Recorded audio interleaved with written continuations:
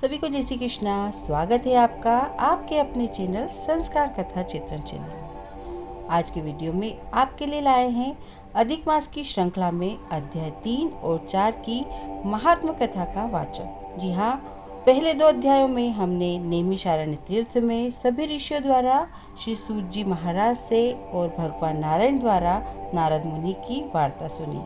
अब अगले 2 अध्यायों में हम भगवान श्री कृष्ण द्वारा पांडु पुत्रों को पुरुषोत्तम मास की व्यथा सुनने वाले हैं और कैसे भगवान श्री कृष्ण मल मास या पुरुषोत्तम मास को सांत्वना देने वाले हैं। तो आइए सुनते हैं अध्याय 3 और 4। गोपाल कृष्ण भगवान की जय, पुरुषोत्तम मास की जय। तीसरा अध्याय प्रारंभ। ऋषि सूत जी से बोले, हे सूत जी भगवान, नर में सखा भगवान नारायण ने जो बातें नारद जी से कही वह हमें सुनाइए। ठीक है, आप लोग सुनिए। उस समय भक्तवत्सल विश्वात्मा भगवान श्री कृष्ण बहुत दुखी हुए और धृतराष्ट्र के पुत्र दुर्योधन आदि को भस्म कर डालने की इच्छा से कोप करने लगे।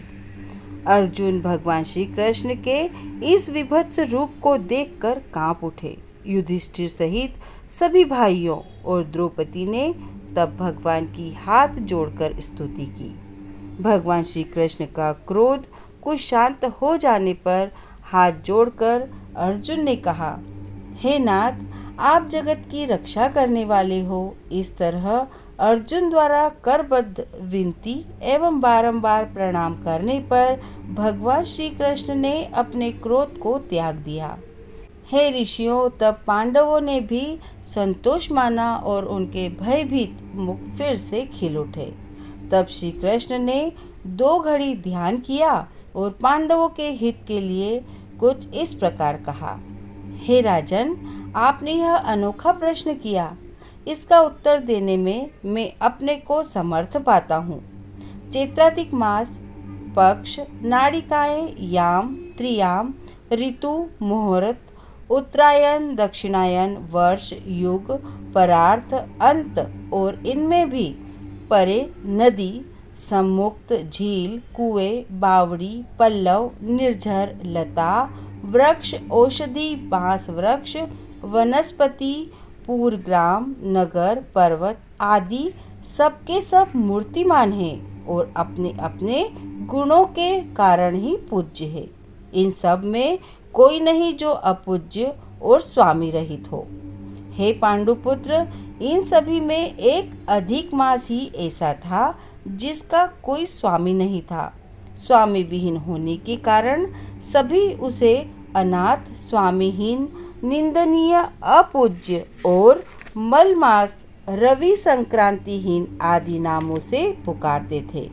शुभ कर्मों के लिए इसे त्याज्य कहकर निंदा की जाती थी।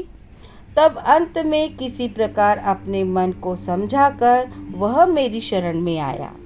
हे अर्जुन, वह वैकुंठ में आया और मुझे साष्टांग दंडवत किया। मेरे दर्शन पाकर उसने करबद्ध हो अपने नेत्रों में अश्रु भरकर मुझे अपनी करुण कथा सुनाई। तो यह था तृतीय अध्याय।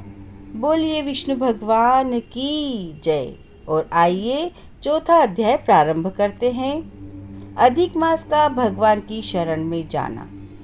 वैकुंठ लोक में भगवान की अनेक प्रकार से स्तुतियां और बारंबार नमस्कार करने के पश्चात अधिक मास ने भगवान से करबद्ध होकर निवेदन किया, हे स्वामी, हे दयानिधे, मैं आपकी शरण में हूँ। बलिष्ठ लोग मुझे मलमास कहते हैं और मेरा निरादर करते हैं। मुझे स्वामी रहित और मलिन कहकर शुभ कर्मों के निमित्त मेरा त्याज्य किया हुआ है। हे दीनवत्सल भगवान, कंस की कोपाग्नि से जिस प्रकार आपने वासुदेव की पत्नी देवकी को सुरक्षित किया, आप वैसे मेरी रक्षा क्यों नहीं करते? दावानल से ग्वालिनों, ग्वालों एवं पशुओं को बचाने वाले दीन बंधु, आप मुझ शरणागत की रक्षा क्यों नहीं करते? जरासंध के बंधन से जिस प्रकार आपने राजाओं को मुक्त किया, उसी तरह आप मुझ शरणागत की रक्षा क्यों नहीं करते? हे दीनवत्सल स्वामी, ग्राही के मुख से जिस प्रकार गज को मुक्ति दिलाई, अधिक मास की यह करुण पुकार सुनकर भक्त वत्सल भगवान ने कहा, हे वत्स, जो प्राणी मेरी शरण में आ जाता है उसे कोई दुख नहीं रहता।